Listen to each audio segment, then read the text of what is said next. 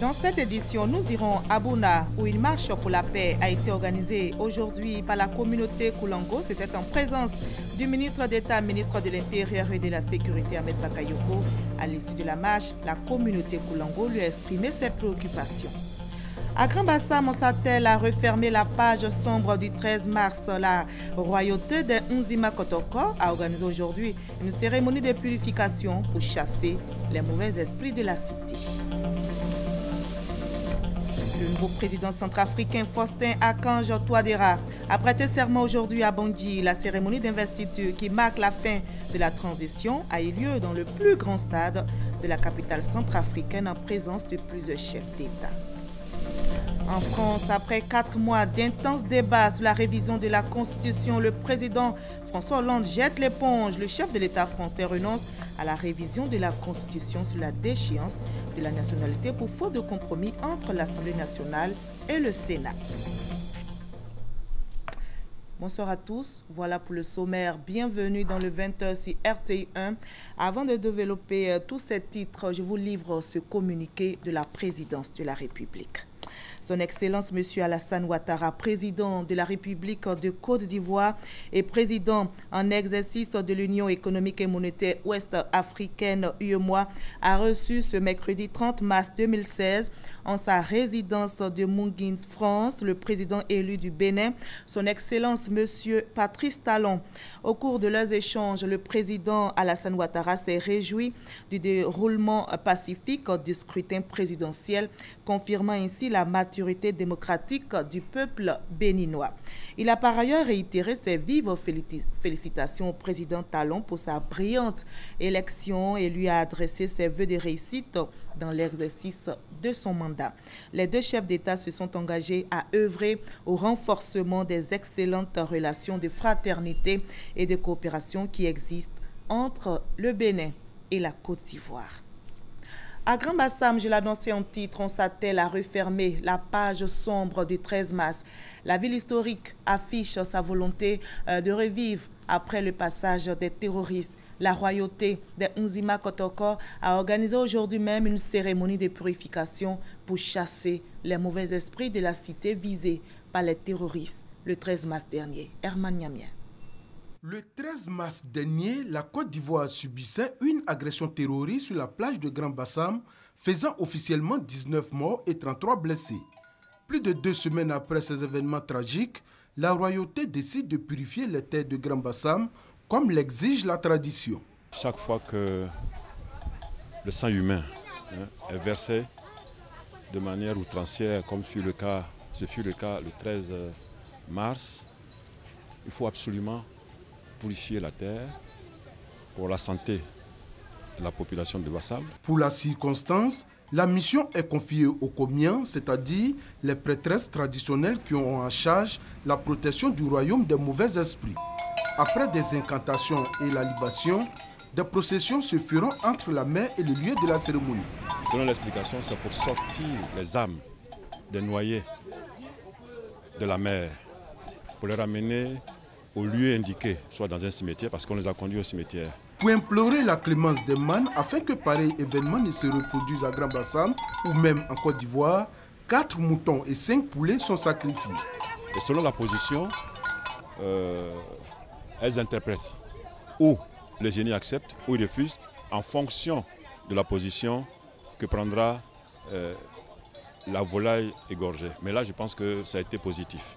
Les esprits ayant accepté le don de la population, les activités socio-économiques peuvent donc reprendre sereinement. Pour clore cette cérémonie de purification des terres de Grand Bassam, le roi a reçu la visite du vice-premier ministre, par ailleurs ministre des Affaires étrangères d'Éthiopie, qui est venu apporter la compassion de son pays au peuple ivoirien.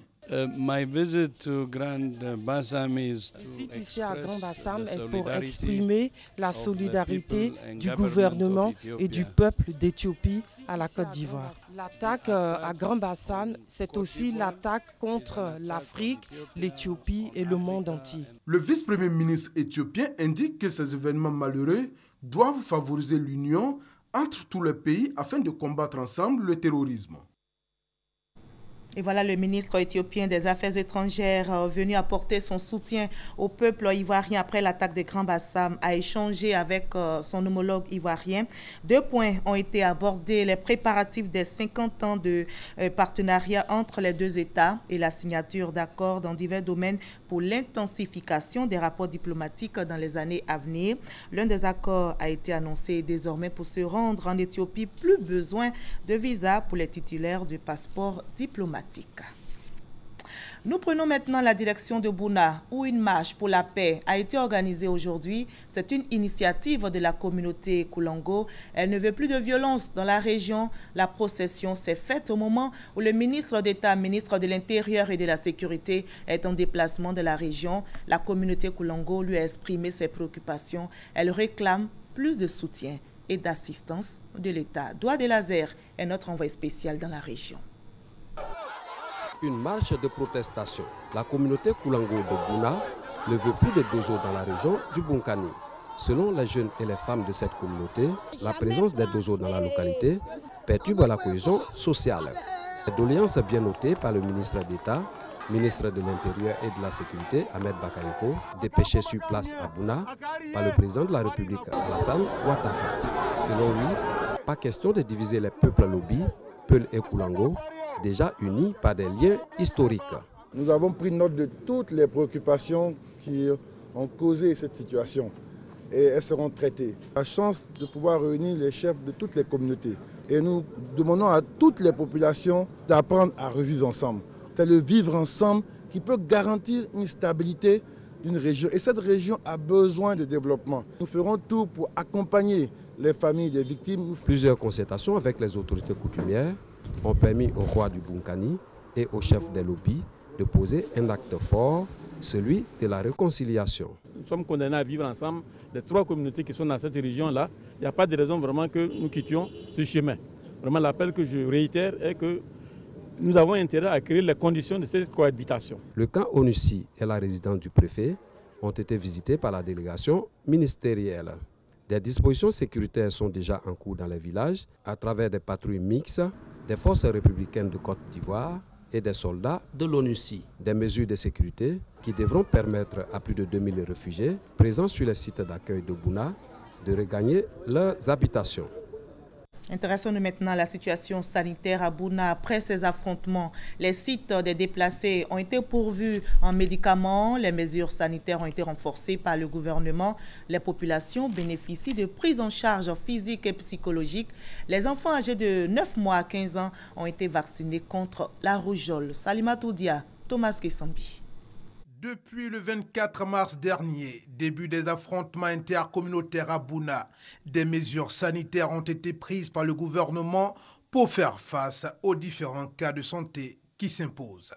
Un comité de crise du ministère de la Santé et de l'Hygiène publique, en liaison avec des équipes d'urgence dépêchées sur place, suivent l'évolution de la situation. À ce jour, nous avons au total 19 décès, dont 16 en cours de prise en charge dans les structures sanitaires depuis le début et 3 en milieu communautaire. 53 blessés ont été reçus dans les services de santé, dont 4 femmes. 2680 déplacés, dont 1876 enfants, ont été recensés. Des consultations ont permis de prendre en charge 114 personnes qui ont présenté diverses maladies. Pas question pour le ministère de la Santé et de l'Hygiène publique de laisser tomber les populations de la région du Bunkani face à la situation de crise qui prévaut.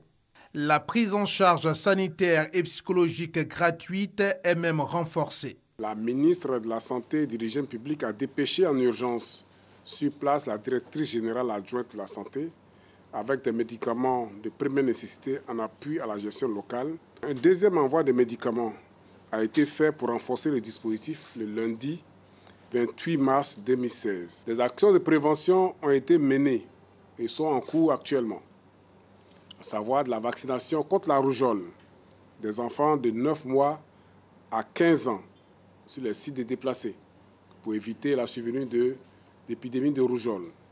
L'accompagnement psychologique des victimes.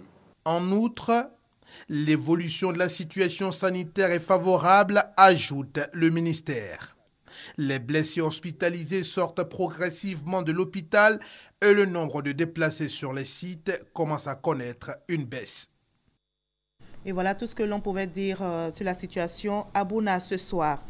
La libre circulation des personnes et des biens, la politique de développement agricole, la gouvernance institutionnelle et démocratique, voilà ce qu'ont décidé les députés de l'espace UEMOA pour la bonne marche de l'organisation. Ces décisions ont été prises à l'issue de la 37e session ordinaire du comité interparlementaire ici à Abidjan. Mamadou Kouassi a suivi la rencontre pour RTI 1. Les parlementaires de l'espace UEMOA réunis à Abidjan pour la 37e session ordinaire du comité interparlementaire. Ces députés des 8 pays de l'espace UEMOA réfléchissent sur plusieurs sujets, notamment le processus d'intégration régionale à travers l'effectivité de la libre circulation des biens des personnes, le commerce intracommunautaire, la politique agricole, la formation professionnelle et l'enseignement supérieur. Notre rôle, c'est le rôle de tous les parlements. Ici en Côte d'Ivoire, le Parlement de Côte d'Ivoire, c'est un rôle de contrôleur, de surveillant de l'action du gouvernement. Et nous, c'est pour les sages, lui et moi. Nous avons examiné certains points qui sont ressortis du rapport d'activité du président de la Commission. L'agriculture dans nos pays, les transports, le déplacement des personnes et des biens, sur lesquels nous avons également discuté.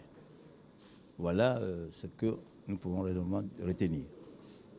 Les énergies renouvelables et les postes de contrôle juxtaposés étaient également au centre des échanges. 2 thèmes ont été abordés au cours de cette rencontre, la toute première de l'année 2016 du comité interparlementaire. Il s'agit de la gouvernance institutionnelle et démocratique au sein de l'espace UEMOA et la politique de développement agricole dans l'espace communautaire. Cette 37e session a vu la désignation de l'Ivoirien Lassina Dosso comme nouveau président du comité interparlementaire de l'espace UEMOA. Dans sa politique d'insertion des jeunes, l'État de Côte d'Ivoire prend en compte les jeunes déscolarisés considérés comme des jeunes à risque, à savoir les délinquants, les prostituées. Et cette année 2016, 3 jeunes seront pris en charge. L'information a été donnée hier à l'occasion de la cérémonie d'inauguration des locaux du service civique d'action pour l'emploi et le développement. C'est dans la commune de Cocody. Guillaume Zéré, Franck Quadio. En le faisant, le ministre Paul Kofi ouvre ainsi la porte à l'insertion sociale et professionnelle de milliers de jeunes ivoiriens déscolarisés. L'inauguration du siège du SCAD, le service civique d'action pour l'emploi et le développement, va permettre de sortir de la rue des délinquants, des prostituées, des marginalisés entre autres. 300 d'entre eux sont concernés par cette expérience pour cette année 2016. Le traitement social et économique de la vulnérabilité constitue un challenge que nous devons tous relever, quel que soit notre rang, notre fonction, notre statut au sein de la société. La cérémonie d'inauguration du siège d'aujourd'hui représente à la fois une symbolique d'espoir et d'engagement pour donner une seconde chance à tous les jeunes vulnérables de Côte d'Ivoire. Une fois récupérée, la prise en charge de ces jeunes dont l'âge varie entre 16 et 30 ans va consister essentiellement à l'apprentissage d'un métier. Un métier qui devrait permettre soit de s'auto-employer, soit d'être des salariés. Mais tout cela dans le respect des valeurs cardinales de la Côte d'Ivoire. Le civisme, c'est certes des concepts, mais c'est aussi et surtout la rigueur, la discipline, l'apprentissage, la connaissance de la citoyenneté. Véritable outil de resocialisation, le SCAD a été créé avec l'appui de l'Agence française de développement en novembre 2013. Il implique plusieurs institutions et ministères, dont ceux de l'emploi des jeunes, de la défense, de l'emploi, de l'éducation nationale et de l'enseignement technique. Parlons maintenant du bois ivoirien et de sa certification sur les marchés de l'Union européenne. Cette question était au cœur des préoccupations du ministère des Eaux et Forêts. Des experts nationaux et internationaux en réunion à Abidjan ont fait des propositions justement au gouvernement en vue de la certification de ce bois. Une certification bien sûr qui passe par le respect des normes recommandées par l'Union européenne. Explication Malika Koulibaly, Franck Quadio. À cette rencontre, les experts ivoiriens internationaux et les partenaires techniques ont recommandé l'inclusion du marché domestique de bois dans le processus de la légalité et de la certification du bois ivoirien. À la réalité, les circuits d'approvisionnement et de recommandation des revendeurs de bois sur le marché local échappent à tout contrôle et ne respectent pas toujours les normes. Conséquence, la chaîne de production des produits bois qui partent de la coupe à la transformation et à la commercialisation n'est pas toujours maîtrisée. Pour pallier cette difficulté, un comité technique des négociations qui comprend 4 collèges a décidé d'inclure le secteur informel du bois dans le processus afin de maîtriser tous les circuits d'approvisionnement et de commercialisation. Il s'agit, en définitive, de donner une réelle chance à notre pays d'aboutir à un accord avec l'Union européenne. À San Pedro, le port autonome affiche de nouvelles ambitions. La direction générale veut un port nouveau répondant davantage aux besoins des opérateurs économiques. Hilaire Lamizana a partagé cette vision ainsi que les objectifs de l'exercice 2016 à ses collaborateurs, comme nous l'explique Herman Niamien. Le port autonome de San Pedro nourrit de grandes ambitions pour l'exercice 2016. Il s'agit entre autres de réaliser la première phase de son projet d'extension et d'accroître de 10% le trafic origine-destination, import-export-transit. Ces chantiers devraient permettre au second port de Côte d'Ivoire de générer un chiffre d'affaires prévisionnel de 7 milliards 100 millions de francs CFA, représentant une hausse de 6% par rapport à celui de l'exercice 2015. 2016 est donc une année décisive pour le port autonome de San Pedro dans sa vision de développement. Les perspectives qui s'ouvrent sur le futur, avec les projets rentrant dans le cadre de l'extension du port, permettront de faire face aux défis nouveaux de l'environnement économique national et international, fortement impacté par les changements constatés dans l'économie maritime et portuaire. Les agents du port autonome de San Pedro félicitent la hiérarchie pour son management de qualité et entendent se mettre au diapason de la vision de leur manager afin de relever avec lui tous les défis à venir. Du reste, le trafic de marchandises du port autonome de San Pedro connaît une constante progression depuis 2011. En 2015, l'activité a atteint 4 851 000 tonnes contre 4 738 000 tonnes en 2014. Pour la commercialisation de la noix de cajou au titre de l'année 2016, le prix Borchamp a été fixé à 350 francs CFA un mois. Après l'ouverture de la campagne, le Conseil du coton et de l'anacarde prend les dispositions pour le respect strict du prix fixé par l'État. Et bien dans la région du Béret, le Conseil du coton et de l'anacarde sillonne les départements pour veiller au respect de ce prix. Kader Sogodogo. Pour le respect strict du prix Borchamp et des dispositions pratiques de la commercialisation de la noix de cajou au titre de l'année 2016, les délégations régionales du Conseil du coton et de l'anacarde mènent des actions sur le terrain. Celle de la région du Béret a visité les départements de Kounaïri et de Dianra. Objectif de cette visite, s'assurer de l'utilisation efficiente des documents de transaction et de traçabilité, à savoir les fiches de transfert et le carnet d'achat magasin intérieur des exportateurs. Nous sommes en tournée pour sensibiliser et donner les informations à tous les acteurs, les producteurs, les acheteurs et les différents présidents des comités de veille sur toutes les informations sur ces dispositions pratiques et leur mise en œuvre. À Kounaïri comme à Dianra, le délégué régional du Conseil du coton et de l'anacarde a invité les acheteurs et pisteurs à utiliser réellement ces documents afin d'avoir des chiffres fiables et surtout lutter contre la fuite des produits vers les pays limitrophes. Youssouf Koné a mis fin aux activités de certains acheteurs et pisteurs qui passent outre les mesures en vigueur pour la réussite de la campagne. Des textes réglementaires qui vont être pris d'ici lundi vont donner les premières sanctions et en dernier recours, le Conseil se réserve de retirer l'agrément purement et simplement aux acheteurs qui seront pris en flagrant délit dans le cadre de cette commercialisation. Une démarche saluée par les acteurs de la filière. Cette tournée a également permis au Conseil du coton et de l'anacarde de sensibiliser les sociétés coopératives à formaliser leurs documents d'agrément. Pour cette campagne 2016, la Côte d'Ivoire attend collecter plus de 725 000 tonnes de noix de cajou. Le CHU de Cocody a désormais son bureau pour l'assistance des accidentés de la route. C'est une initiative du Fonds de garantie automobile pour une prise en charge des victimes des accidents de la voie publique. En cas de délit de fuite de l'automobiliste, le top départ des activités du nouveau bureau logé au CHU de Cocody a été donné aujourd'hui. C'était en présence de Michel Digré. Au-delà d'une coupure symbolique de ruban, C'est un pas de plus vers la prise en charge efficiente des victimes des accidents de la route. Après les CHU de Treichville et de Yopougon, le fonds de garantie automobile s'installe au CHU de Cocody.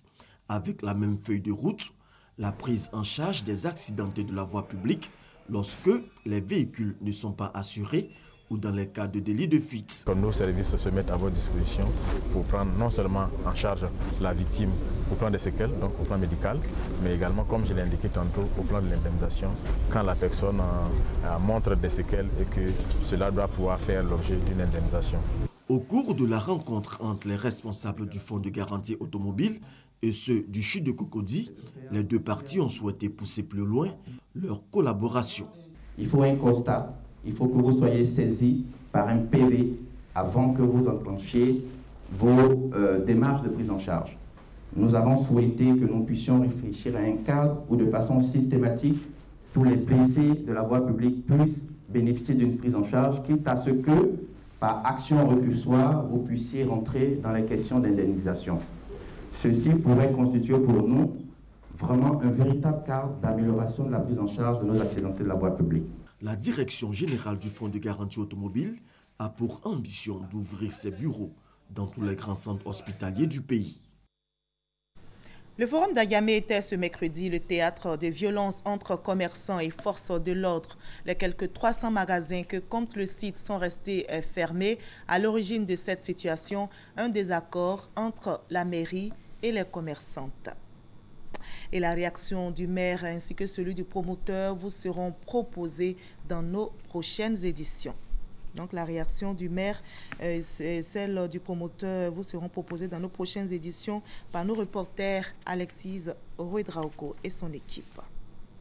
Le quartier BC en bas dans la commune d'Abobo était en ébullition aujourd'hui. La cause, la mort d'un puisatier âgé de 60 ans. Il est tombé dans un puits en construction d'une profondeur de plus de 30 mètres. La mort du nommé Isiaka Traoré a soulevé des tensions dans ce quartier qui, selon les habitants, sont privés d'eau courante depuis maintenant 4 années et qui ne doivent leur salut qu'à des puits du genre à l'origine de la mort du puisatier. Nos reporters Guillaume Zéré et Franck Wadio étaient sur les lieux. Leur reportage complet dans nos prochaines éditions.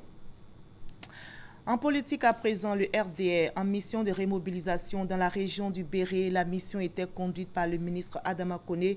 Il s'est prononcé notamment sur les enjeux du parti unifié RHDP. Ahmed Traoré, Abou Sanogo. Informer les militants de la région du Béré et recueillir leurs aspirations en vue d'une maîtrise des échéances électorales à venir. C'est ce qui ressort de la tournée du ministre Adama Koné, émissaire du Rassemblement des Républicains. Autres objectifs du ministre Adama Koné, redynamiser les activités des structures de base du parti et également faire comprendre aux militants les enjeux du parti unifié, à savoir rassembler les Ivoiriens dans la paix pour le développement économique et durable de la Côte d'Ivoire. Le président message de vous dire que Bédié et lui se sont entretenus sur l'avenir de la Côte d'Ivoire. Et ils ont décidé que nous mettons en place un parti unifié. Quand on dit un parti unifié, ça veut dire que nous allons nous mettre ensemble pour diriger le pays.